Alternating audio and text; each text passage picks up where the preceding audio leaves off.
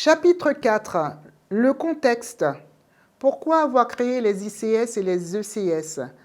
Depuis les attentats du 11 septembre 2001, les USA ont mis en œuvre une politique de sécurisation des flux des personnes et des marchandises qui entrent et qui sortent du territoire américain. Donc, pour la partie marchandises, l'objectif était de contrôler l'ensemble de la chaîne logistique à l'importation afin de tracer et d'identifier toute marchandise qui va pénétrer sur le marché américain, en remontant le contrôle des informations le plus en amont possible dans le cadre d'une chaîne de transport et de production.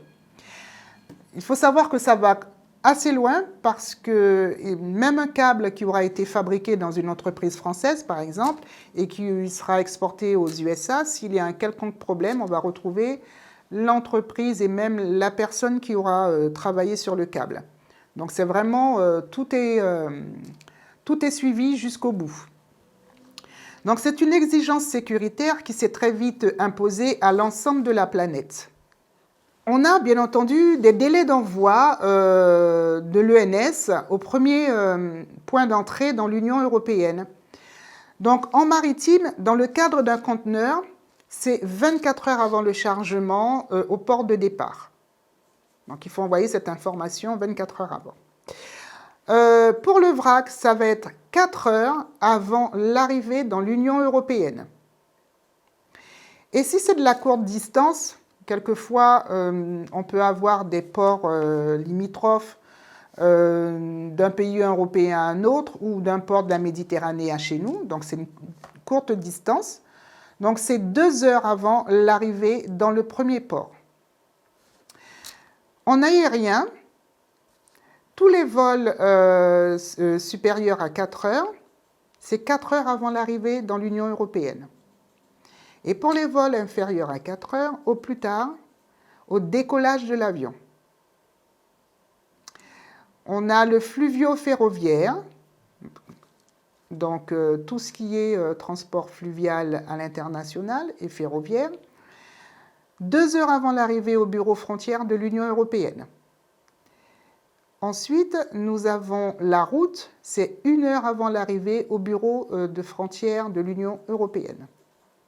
Voilà les conditions dans lesquelles on doit faire cet envoi d'ENS à la douane pour permettre à la marchandise de rentrer. Donc en 2005, l'Organisation mondiale des douanes, l'OMD, met en place le cadre de normes SAF, fixe les mesures que doivent prendre les États en matière de sécurisation de leur chaîne logistique. Et cette norme, elle va comprendre 3 grands axes. Dans un premier temps, les mesures de préinformation des administrations douanières avant toute importation, exportation de marchandises. Ensuite, ça sera l'analyse des risques de sécurité, sûreté à partir de ces informations par l'administration douanière de chaque pays qui décide de déclencher ou non d'éventuels contrôles. Elle peut aussi avertir le transporteur sur le dernier lieu d'embarquement que la marchandise ne peut pas charger. No load. Si le risque est jugé trop élevé. Il peut arriver qu'il y ait des embargos sur certains pays et que certains produits n'y soient pas autorisés.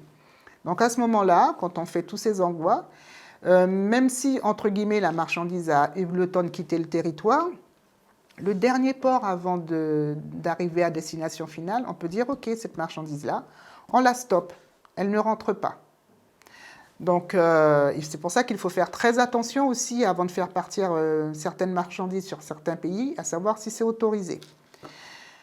Ensuite, on a la mise en place d'un statut d'opérateur agréé, qui est donc l'opérateur économique agréé en Europe.